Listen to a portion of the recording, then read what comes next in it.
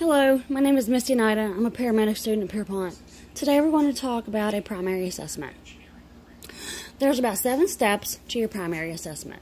I'm going to just touch bases on all of these really quick. First of all, you have your general impression. This is the first time you lay eyes on your patient. It's also known as your door view. This is what you see initially. And one of the first things you want to determine is your patient alive or do they look deceased? Your initial view of the patient will help you determine if you're going to load and go with this patient or if you can stay and play, as some call it. During this time, you can determine the nature of the illness or the mechanism of injury. You can also explain to your patient what you're going to do, who you are, and that you're there to help them if they are responsive. Always want to use your PPE before any physical contact or treatment of the patients. Reassure the patient that you're going to do everything that you can to help them in this time of need. You want to assess the mental status on your patient. This is very, very important. Are they alert? Do they look up at you when you walk into the room?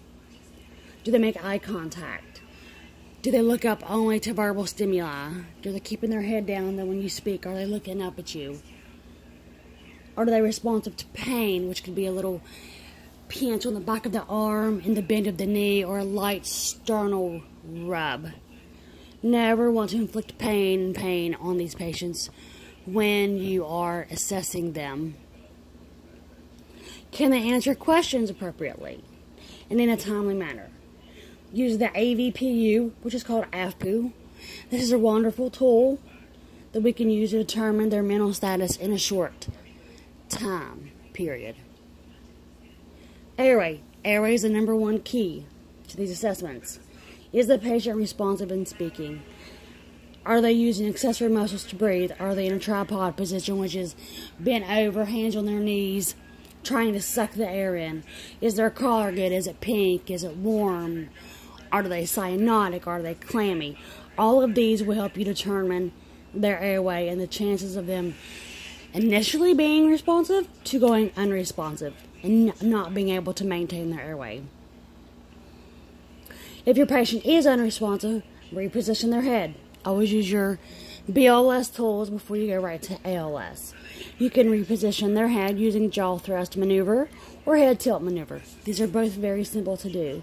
If you have a child, their airways get kinked off very, very easily.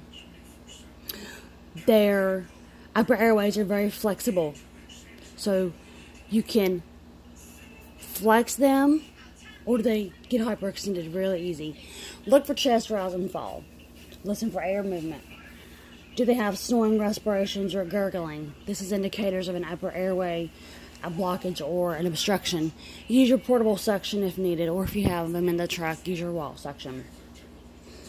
Once the airway is clear, keep it that way, either by using an oral airway, nasal airway, or a more aggressive airway management, including the King, combi tube, or an ET tube.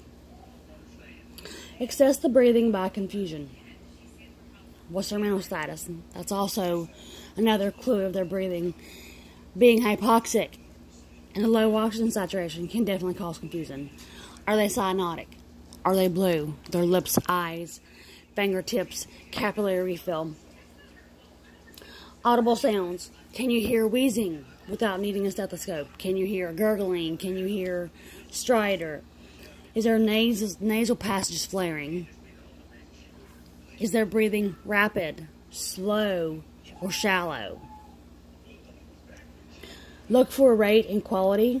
Is it fast or normal? Or slow?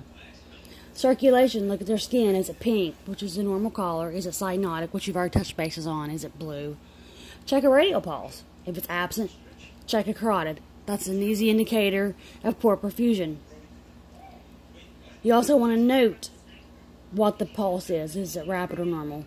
Bradycardia can indicate life-threatening issues such as cardiac arrest. Also, so can a tachycardic patient, which means the heart's beating way, way too fast. This eliminates the filling of the ventricles with adequate blood to be released into the body. and other vital organs. Look for the bleeding. If your patient's bleeding out, apply a pressure bandage. If that doesn't work, apply a tourniquet to any life-threatening bleeds. Assess the skin for temperature, moisture, color. The skin can appear cyanotic, mottled, or pale, or ashy gray. The skin may also feel cool and moist as an indicator of the blood shining to the core of the body to maintain perfusion to the vital organs. Once your primary assessment is complete, you can determine the patient's priority. If the assessment indicated a serious illness or injury, do a rapid head-to-toe assessment to identify other life threats and transport the patient immediately to the appropriate facility. Do not delay transport for detailed assessments. That can be done in the back of the truck once your patient is stable. That will take care of my primary assessment. Thank you all. Have a blessed day.